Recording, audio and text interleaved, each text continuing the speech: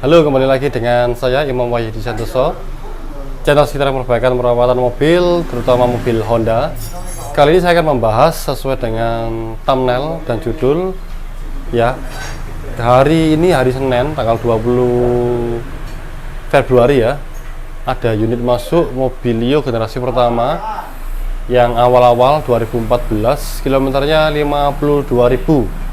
Tapi kerusakannya sangat banyak dan perlu dicurigai kilometernya beneran apa enggak ya. Teman-teman bisa menilai sendiri dan juga bisa mengambil kesimpulan sendiri mobil tersebut apakah KM-nya benar, apakah ada yang diputar-putar atau ada manipulasi dari penjualnya ya.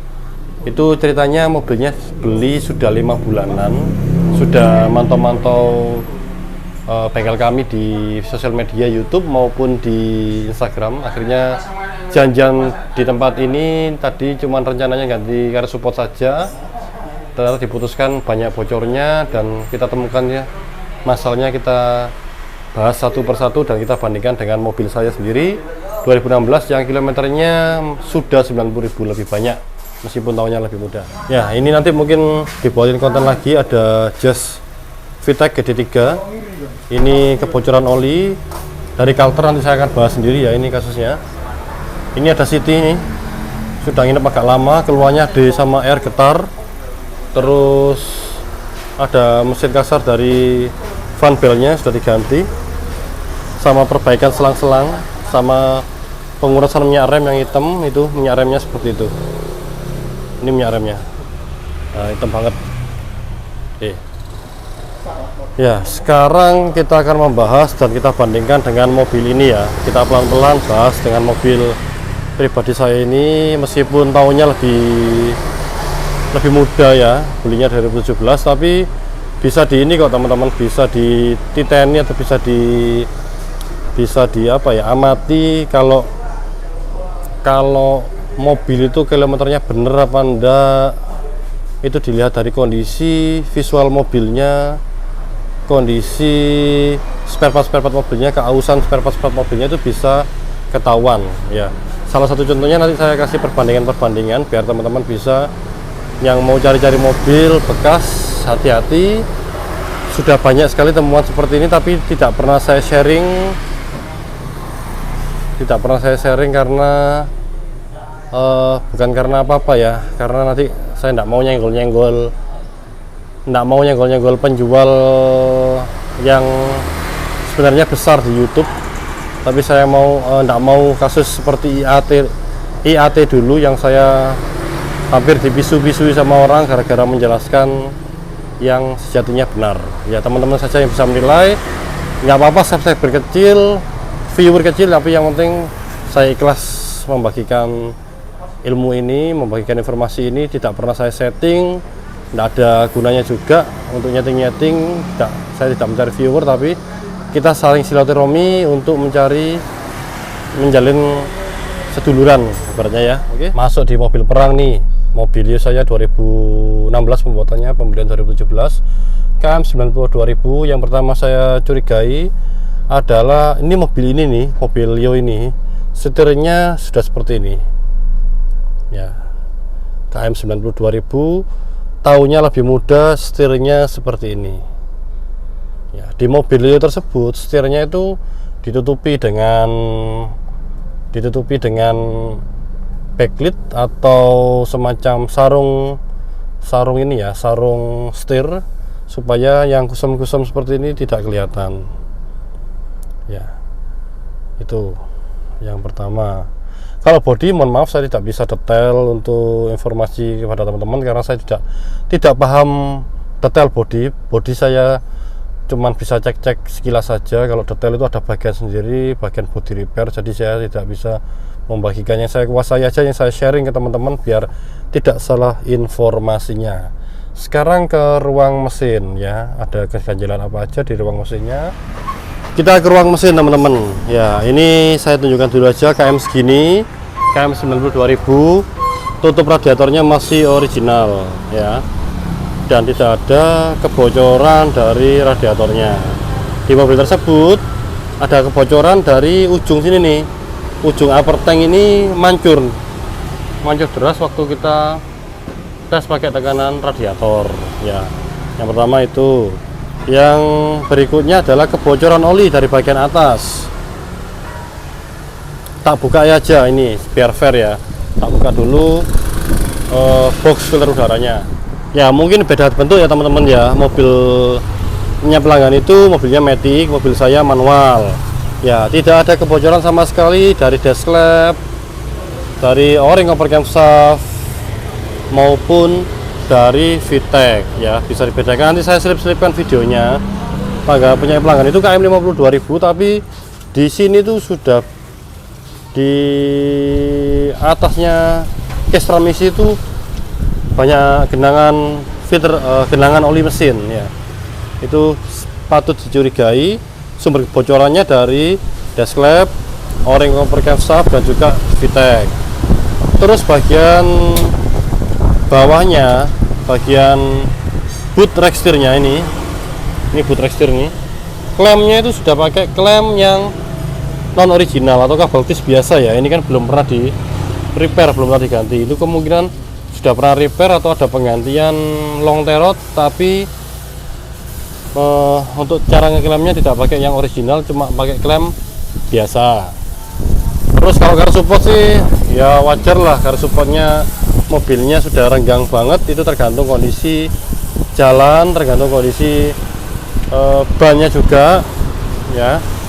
Nggak usah diabaikan, ini nggak bisa pengaruh. Yang jelas tadi yang di sini yang di atasnya case transmisi, terus kondisi itunya boot rack steer yang sudah diganti kabel tis itu juga tanda tanya besar. Terus bagian bawahnya mobil saya ini teman-teman ya, kilometer 90.000, oli mesin selalu pakai 020, tidak ada rembesan, bersisi ya, seperti ini ya. Mobil yang perlu dicurigai itu seperti itu, yang banyak sekali kebocorannya di case-case, di cover beaternya, di casing dari bakal ternya, dan juga di casing transmisinya yang banyak sekali kebocorannya. Terus rack steer-nya bunyi parah ya, rack steer-nya bunyi parah, long terot sebelah kanan juga kocak dari mobil tersebut ya. Pelanggannya sempat shock, tapi ya apalagi kondisinya seperti itu, kita sampaikan apa adanya ya. Itu yang kami temukan sering sebenarnya, tapi saya agak takut bahas soal gini. Bukannya saya apa-apa ya, tadilah nggak mau cari musuh lagi, nggak mau cari berdebat lagi, capek karena kasus dulu yang IAT ini saya diteror banyak orang ya. Itu teman-teman ya, jadi harap hati-hati dalam pembelian mobil bekas. Jangan terlalu percaya dengan iklan KM yang rendah tapi kondisi mobilnya parah ya. Jadi tips saya untuk teman-teman kalau mau beli mobil bekas, contoh-contoh konten kreator, contoh-contoh pengguna atau penyedia jasa layanan inspektor mobil bengkel itu sudah banyak memberikan saran dan tips-tips untuk pengecekan mobil baik sesuai dengan tes jalan ataupun tidak. Jadi teman-teman banyak-banyak untuk mendapatkan informasi dari YouTube ataupun tanya-tanya untuk mengetahui kondisi fisik waktu kita cek kendaraan di tempat. Yang kedua, kalau bisa tes jalan mobilnya teman-teman. Tes jalan itu bunyi gerodakannya seperti apa. Kalau mobil bagus otomatis tidak bunyi ya kan. Karena kalau perawatan understeer itu juga biayanya juga enggak murah, lumayan mahal, apalagi kena rack steer-nya. Terus kalau bisa ketiga, sebelum deal sebelum ada pelunasan, teman-teman minta check up ke dealer resmi terdekat. Di sana bisa dicek kondisi mobilnya sama teknisi berpengalaman. Terus dari dealer resmi tersebut juga bisa mengecek kondisi riwayat servis mobil tersebut yang servis di seluruh Indonesia. Bisa terlihat dari situ. Kalau ada pemutaran kilometer yang tidak sesuai, pasti akan disampaikan sama servis advisornya ya. Terus ya itu aja. Kalau yang tampilan kebocoran oli, teman-teman cuma modalkan senter HP atau bawa senter, itu bisa tahu, kita bisa tahu bocor olinya, bisa tahu sludge olinya, oli mesinnya mengental atau terjadi sludge apa tidak. Itu cuma modalkan senter HP aja sudah bisa. Tapi kalau riwayat itu kita harus ngecek ke dealer resmi teman-teman ya, karena yang punya database untuk riwayat servis dari mobil Honda teman-teman adalah dealer resmi. Tapi dengan catatan kalau mobilnya tidak pernah servis rutin ke dealer resmi, itu juga tidak bisa terdeteksi. Itu kita harus jeli banget dalam memilih sebuah mobil bekas. Terus dipilih yang minim banget perawatan, karena biaya perawatan mobil itu tidak murah teman-teman ya. Spare partnya kita bisa aja cari referensi servis sendiri dari YouTube banyak, tapi spare partnya kan harganya yang original juga lumayan. Misalkan cuma dikit-dikit, tapi kalau dikumpulin yang parah-parah PR-nya ya lumayan. Seperti mobil yang saya selip-selipkan tadi videonya itu, habisnya aja belum kelar sudah lumayan banyak ya. Itu mungkin tips dari saya, hati-hati dalam pembelian sebuah mobil bekas. Meskipun saya tidak menyalahkan lagi nih, meskipun teman-teman punya teman-teman inspektor mobil atau apa, itu tetap kalau bisa cek ke dealer resmi terdekat, apapun mereknya, entah itu Toyota atau Honda, biar di sana dilihatkan minimal recordnya, servisnya rutin apa enggak, penggantiannya oli rutin apa enggak. Itu kita bisa mengetahui pemilik sebelumnya care apa enggak dengan mobilnya ya. Itu yang jadi catatan dari saya pribadi ya. Itu aja yang mungkin saya sampaikan ya. Kasihan pelanggannya ini, pembelian sudah lama baru tahuan, sudah 5 bulan dipakai baru servis ke tempat saya ya, kondisinya seperti itu. Kalau menurut saya kesimpulannya, mobil ini kilometernya diputar, tapi di KM berapa saya juga tidak tahu. Mungkin pelanggannya saya arahkan ke dealer resmi untuk mengecekkan secara rinci data-data riwayat servis sebelumnya. Oke, sementara itu aja yang mungkin saya sharing kali ini teman-teman. Kalau ada masukan, mau konten apa lagi, kalau ada kesempatan saya bikinkan. Maaf bila ada salah kata, maaf kalau audionya kemarin kurang jelas, sudah saya coba perbaiki terus. Terima kasih masukannya, salam seduluran, terima kasih.